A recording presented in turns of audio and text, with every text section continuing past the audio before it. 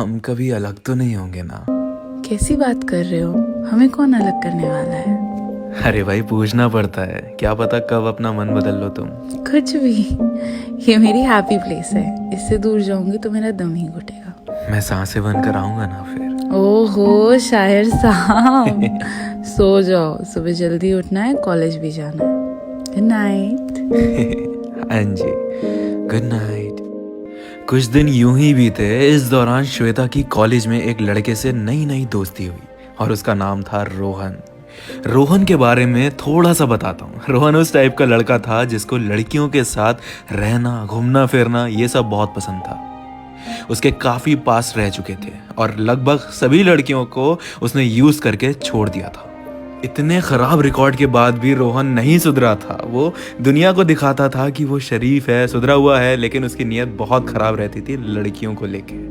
श्वेता और रोहन की दोस्ती भी काफी अच्छी हो गई। खूब हंसते बोलते साथ में, कॉलेज के 8 आवर्स वो लोग लगभग साथ में ही रहते। श्वेता रोहन को अनिकेत के बारे में बता चुकी थी और तरह तरह की बातें डिस्कस करती साथ में। जब भी अनिकेत से कोई झगड़ा होता वो रोहन को जाके जरूर बताती, क्योंकि वो अब उसका बेस्ट फ्रेंड बन चुका था। अनिकेत को रोहन का इस तरह से इंटरफेरेंस पसंद नहीं आता। श्वेता रोहन के बहकावे में आ रही थी। अनिकेत यार, प्रोजेक्ट भी बनाना है, कैसे होगा? आपके पास भी टाइम नहीं है। चलो एक काम करती हूँ, मैं रोहन से बात करती हूँ, वो पक्का हेल्प करेगा मेरी। कौन है ये रोहन और ये चल क्या रहा है? इतना क्यों इंटरफेरेंस हो रहा है उसका तुम्हारी लाइफ में? कभी रोहन मेरे लिए ये लाया वो लाया, उसने मेरे लिए ये किया वो किया। चल क्या रहा है श्वेता ये सब? Aniket, what's wrong with you? He is just my friend. और तुम्हें तो वैसे भी हर लड़के से दिक्कत होती है। मुझे प्रॉब्लम हो भी क्यों ना श्वेता, तुम मेरी हो। और जो भी ये दोस्त बने हैं तुम्हारे कॉलेज में, मुझे साफ पता चल जाता है कि किसकी कैसी इंटेंशन है।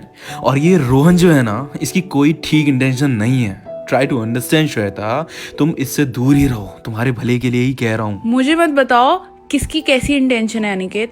अंधी नहीं हूं मैं, मुझे भी दिखता है। और रोहन एक अच्छा लड़का है। तुम्हें तो मेरी लाइफ में हर लड़के से प्रॉब्लम हो जाती है। यू नो व्हाट, मुझे तुमसे बात ही नहीं करनी।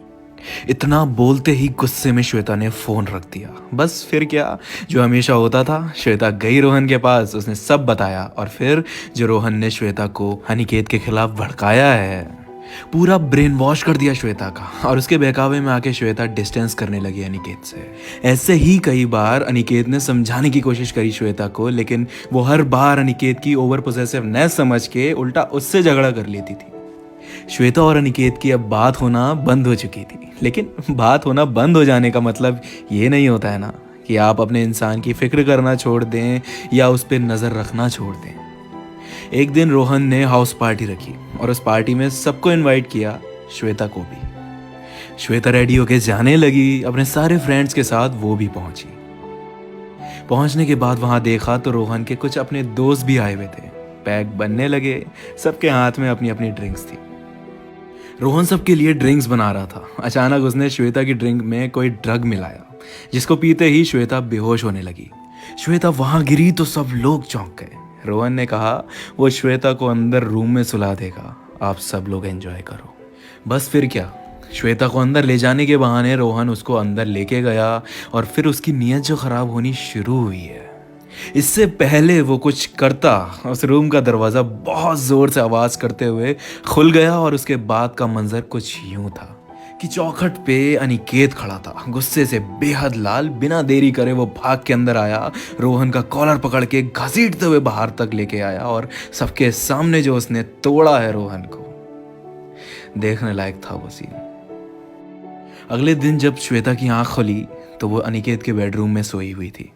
जब वो बाहर उठ के आई तो देखा अनिकेत काउच पे सो रहा था और ध्यान से देखा तो अनिकेत के हाथ पर और चेहरे पर काफी चोट के निशान थे। अनिकेत, ये सब चोट कैसे लगी तुम्हें? और मैं यहाँ कैसे आई तुम्हारे घर पर? मैं तो कल रात रोहन के यहाँ पार्टी में थी ना। हाँ, तुम जिसकी पार्टी में गई थी, उस इंसान ने तुम्हारी ड्रिंक में कोई ड्रग मिला दिया था। And then he took you upstairs in his room and then he was forcing himself on you. पर तुम वहाँ पहुँचे कैसे? हाउ डिड यू नो कि मैं वहाँ हूँ? क्यों तुम्हें लगा तुम मुझसे बात नहीं करोगी तो मुझे पता नहीं चलेगा तुम्हारी लाइफ में क्या हो रहा है, तुम क्या कर रही हो? तुम्हारा बंदा इतना भी केयरलेस नहीं है यार। मुझे तुम्हारी बेस्ट फ्रेंड अनुकृति ने बता दिया था कि तुम लोग ऐसे ऐसे पार्टी में जा रहे हो, और मुझे रोहन पर रत्ती भर भरोसा नहीं था। मैं बहुत देर तक रहा वहीं। फिर थोड़ी देर में मुझे कॉल आई अनुकृति की कि ऐसे ऐसे तुम अनकॉन्शियस हो गई हो। मैं समझ गया रोहन की इंटेंशंस और भाग के अंदर आया, उसे खूब मारा और तुम्हें अपने घर ले आया, क्योंकि इतनी रात में तुम अपने घर जाती तो मम्मी पापा गलत समझते हमें। मेरे मम्मी पापा थे नहीं, बाहर गए हुए थे। फिर तुम्हें अपने रूम में सुला के मैं बाहर काउच पे जाके सो गया। श्वेता के आंसू रुके ही नहीं और रोते रोते उसने गले लगाया और अनिकेत से खूब माफिया मांगी। इस सब के होने के बाद एक चीज जरूर रियलाइज हो गई श्वेता को कि अनिकेत अगर उससे किसी चीज से रोक भी रहा है ना तो उसके भले के लिए ही है। पता है, हम कई बार अपने पार्टनर से झगड़ा कर लेते हैं, चाहे वो कोई भी बात हो, बिना सोचे समझे कि उनका पॉइंट भी सही हो सकता है या उनकी इंट्यूशंस भी ठीक हो सकती हैं। एक लड़के को एक लड़के की और एक लड़की को लड़की की इंटेंशंस पता चल जाती हैं। दोस्त बनाना गलत नहीं है, लेकिन दोस्त कैसे बन रहे हैं वो देखना समझना ज़्यादा ज़रूरी है। आपको लोग हमेशा अच्छा अच्छा दिखाते हैं अपने बारे में, इसलिए पता नहीं चल पाता कौन कैसा है। किसी के बहकावे में मत आओ। कोई तुम्हारे रिलेशनशिप को तोड़ने की कोशिश करे तो समझ जाओ उसकी नीयत ठीक नहीं है।